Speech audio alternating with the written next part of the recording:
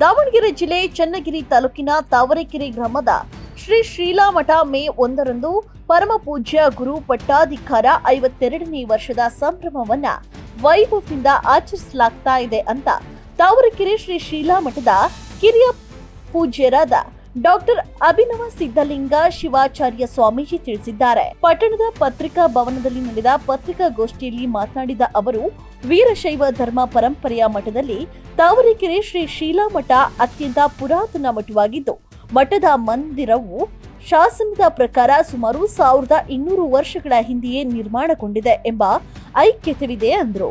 ಇನ್ನು ಸಂಪೂರ್ಣ ಕಲ್ಲಿನಿಂದ ನಿರ್ಮಿಸಲಾಗಿರುವಂತಹ ಈ ಶಿಲಾ ಮಂಟಪ ಅಂತ ಕರೆಸಿಕೊಳ್ಳುತ್ತೆ. ಕಂಬಗಳ ಮೇಲೆ ಶಿವಲಿಂಗ ಹಾಗೂ ನಂದೀಶ್ವರನ ಉದ್ಭವ ಚಿತ್ರವೂ ಕೂಡ ಗುರುತಿಸಬಹುದು ಅಂತ ವಿವರಿಸಿದ್ರು. ಶ್ರೀಮದ್ ರಂಭಾಪುರಿ ಪೀಠ ಪರಂಪರೆಯ ಮಠವಾಗಿದ್ದು, ಗರ್ಭಗುಡಿಯೊಳಗೆ ಲಿಂಗಂ ಶ್ರೀ ವೀರಭದ್ರ ಶಿವಾಚಾರ್ಯ ಗದ್ದುಗೆ ಇರುವುದರಿಂದ ನಿತ್ಯ ಪೂಜೆ ನಿರಂತರವಾಗಿ ನಡೆಯುತ್ತೆ. ಶ್ರೀ ಉಮಾಮಹೇಶ್ವರ ಸ್ವಾಮಿ ಉತ್ಸವ ಮೂರ್ತಿ ಅತ್ಯಂತ ಪುರಾತನವಾದದ್ದು, ಭಕ್ತರ ಆರಾಧ್ಯ ದೈವವಾಗಿದೆ ಅಂದ್ರು. ಇನ್ನು ಗುರು ಪರಂಪರೆಯಲ್ಲಿ ಲಿಂಗಸಿದ್ದಲಿಂಗ ಶಿವಾಚಾರ್ಯ ಸ್ವಾಮೀಜಿಗಳ ಯಂತ್ರ ಮಂತ್ರ ತಂತ್ರ ವಿದ್ಯೆಗಳಲ್ಲಿ ಪಾರಂಗತರಾಗಿ ಆಯುರ್ವೇದ ಪಂಡಿತರಾಗಿ ಮಠದ ಅಭಿವೃದ್ಧಿಗೆ ಮಹತ್ವದ ಕೊಡುಗೆಯನ್ನ ನೀಡಿದ್ರು. 1974ರಲ್ಲಿ ಪಟ್ಟಾಧಿಕಾರಿಯನ್ನು ವಹಿಸಿಕೊಂಡಿದ್ದ ಪರಮ ಪೂಜ್ಯ ಶ್ರೀ ರೇಣುಕಾ ಶಿವಾಚಾರ್ಯ ಸ್ವಾಮಿಗಳು ಕೃಷಿ ಅಭಿವೃದ್ಧಿಗೆ ಆದ್ಯತೆಯನ್ನ ನೀಡಿ ಅಡಿಕೆ, ತೆಂಗು, ಬಾಳೆ ಬೆಳೆಗಳನ್ನ ಬೆಳೆಯುವ ಮೂಲಕ ಮಠದ ಆರ್ಥಿಕ ಬಲವರ್ಧತೆಗೆ ಕಾರಣವಾದರು. ಇನ್ನು 2005ರಲ್ಲಿ ಶ್ರೀ ಅಭಿನವ ಸಿದ್ದಲಿಂಗ ಶಿವಾಚಾರ್ಯ ಅವರು ಪಟ್ಟಾಧಿಕಾರಿಯನ್ನ ಮಾಡಲಾಗಿತ್ತು. ಅವರು ಪಂಚಪೀಠ ಜಗದ್ಗುರುಗಳ ಸೇವೆಯಲ್ಲಿ ನಿರಂತರವಾಗಿ ತೊಡಗಿಸಿಕೊಂಡಿದ್ದಾರೆ. ಡಾಕ್ಟರ್ ವೀರ ಸೋಮೇಶ್ವರ ಜಗದ್ಗುರುಗಳು ದಿವ್ಯ ಸಾನ್ನಿಧ್ಯದಲ್ಲಿ ನಡೆಯುವ ಈ ಸಮಾರಂಭಕ್ಕೆ ವಿವಿಧ ಮಠಾಧೀಶರು, ಸಾಂಸ್ಕೃತಿಕ ಕಲಾವಿದರು, ರಾಜಕೀಯ ಗಣ್ಯರು ಹಾಗೂ ಸಮಾಜ ಸೇವಕ ಮುಖಂಡರು ಆಗಮಿಸ್ತಾ ಇದ್ದಾರೆ ಅಂತ ತಿಳಿಸಿದ್ರು. ಚನ್ನಗಿರಿ ತಾಲೂಕಿನ ಎಲ್ಲ ಪತ್ರಕರ್ತರ, ಚನ್ನಗಿರಿ ತಾಲೂಕು ತಾವರೆಕೆರೆ ಶ್ರೀ ಶಿಲಾಮಠ ಅತ್ಯಂತ ಪುರಾತನವಾದಂಥ ಮಠ. ಮಠದ ಇತಿಹಾಸವನ್ನು ನೋಡಿದರೆ ಸುಮಾರು 1200 ವರ್ಷಗಳ ಇತಿಹಾಸ ಇರ್ತಕ್ಕಂತಹ ಮಠ.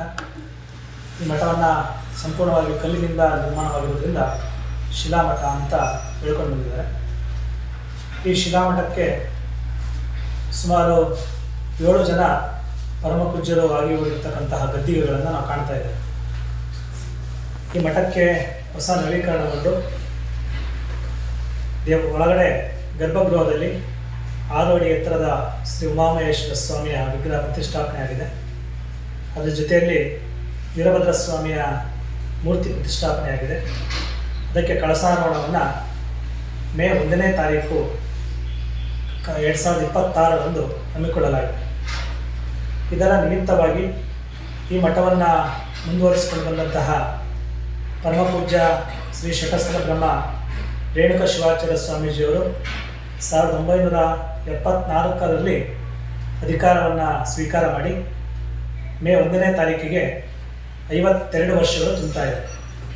ಈ ಒಂದರ ಸವಿನೆನಪಿಗಾಗಿ ಸಮಸ್ತ ಗ್ರಾಮಸ್ಥರು, ಸದ್ಭಕ್ತರೆಲ್ಲರೂ ಕೂಡ ಸಮ್ಮಿಳಿತಗೊಂಡು ಸಾಮಾಜಿಕವಾಗಿ ಬಡವರಿಗಾಗ್ಬೋದು, ಎಲ್ಲ ದೀನದಲಿತರಿಗಾಗ್ಬೋದು, ಎಲ್ಲರಿಗೂ ಕೂಡ ಉಪಯೋಗವಾಗುವಂತಹ ಕೆಲಸ ಕಾರ್ಯಕ್ರಮಗಳನ್ನು ಆಗಬೇಕಂತಹ ಸಂಕಲ್ಪದಿಂದ ಉಚಿತ ಸಾಮೂಹಿಕ ವಿವಾಹವನ್ನು ಹಮ್ಮಿಕೊಳ್ಳಲಾಗಿದೆ. ಈ ಸಾಮೂಹಿಕ ವಿವಾಹದಲ್ಲಿ ಎಲ್ಲರಿಗೂ ಕೂಡ ಮುಕ್ತ ಅವಕಾಶ ಇರ್ತದೆ. ಅದನ್ನು ಸದುಪಯೋಗಪಡಿಸ್ಕೋಬೇಕು. ಮೇ 1ನೇ ತಾರೀಕು ಮಧ್ಯಾಹ್ನ ಅಭಿಜಿತ್ ಮುಹೂರ್ತದಲ್ಲಿ 12:15 ಅಭಿಜಿತ್ ಮುಹೂರ್ತದಲ್ಲಿ ಕಾರ್ಯಕ್ರಮ, ಉಚಿತ ಸಾಮೂಹಿಕ ವಿವಾಹದ ಮಾಂಗಲ್ಯಧಾರಣೆ ಆಗ್ತದೆ. ಬೆಳಗ್ಗೆ ಕಳಸಾರೋಹಣ ಆಗಿರ್ತದೆ. ಹಾಗಾಗಿ ಇದರ ಸದುಪಯೋಗ ಆಗಬೇಕು, ಸಮಾಜಕ್ಕೆ ಎಲ್ಲರಿಗೂ ಕೂಡ ಉಪಯೋಗ ಆಗಬೇಕನ್ನೋ ಉದ್ದೇಶದಿಂದ ಒಂದು ಪತ್ರಿಕಾ ಹೇಳಿಕೆಯನ್ನು ಕೊಡ್ತಾ ಇದ್ದೇವೆ.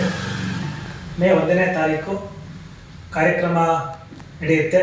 ರಾಜಕೀಯ ಧುರೀಣರು, ಗಣ್ಯಮಾನ್ಯರು, ಇದರ ದಿವ್ಯ ಸಾನ್ನಿಧ್ಯವನ್ನು ಶ್ರೀಮದ್ ರಂಭಾಪುರಿ ಪೀಠದ ಡಾಕ್ಟರ್ ವೀರ ಸೋಮೇಶ್ವರ ಜಗದ್ಗುರುಗಳು ದಿವ್ಯ ಸಾನ್ನಿಧ್ಯದಲ್ಲಿ ಕಾರ್ಯಕ್ರಮವನ್ನು ಹಮ್ಮಿಕೊಳ್ಳಲಾಗಿದೆ. ಸಮಸ್ತ ಗ್ರಾಮಸ್ಥರ ಸಹಕಾರ ಸಹಯೋಗದೊಂದಿಗೆ ಕಾರ್ಯಕ್ರಮ ನಡೀತಾ ಇದೆ. ಉಚಿತ ಸಾಮೂಹಿಕ ವಿವಾಹದಲ್ಲಿ ಭಾಗವಹಿಸುವಂತಹ ವಧುವರರಿಗೆ ಸರ್ಕಾರದ ನಿಯಮದ ಪ್ರಕಾರ ವಧುವಿಗೆ 18 ವರ್ಷ ತುಂಬಿರಬೇಕನ್ನೋ ಶಾಸ್ತ್ರ ಇದಿದೆ. ಅದೇ ರೀತಿಯಾಗಿ ವರನಿಗೂ ಕೂಡ 21 ವರ್ಷ ತುಂಬಿರಬೇಕು.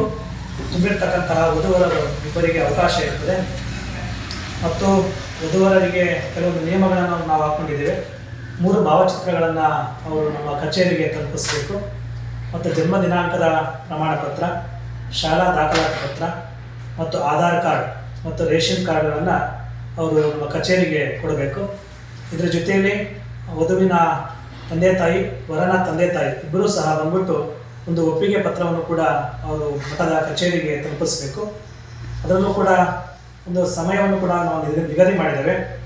ಕೊನೆಯ ಮಾರ್ಚ್, ಇದು ಮೇ ತಿಂಗಳ ಕಾರ್ಯಕ್ರಮ ಆಗಿದ್ದರಿಂದ ಏಪ್ರಿಲ್ 15ನೇ ತಾರೀಕಿನೊಳಗೆ ತಮ್ಮ ಅಪ್ಲಿಕೇಶನ್ಗಳನ್ನು ಸ್ವೀಕಾರ ಮಾಡ್ತೀವಿ.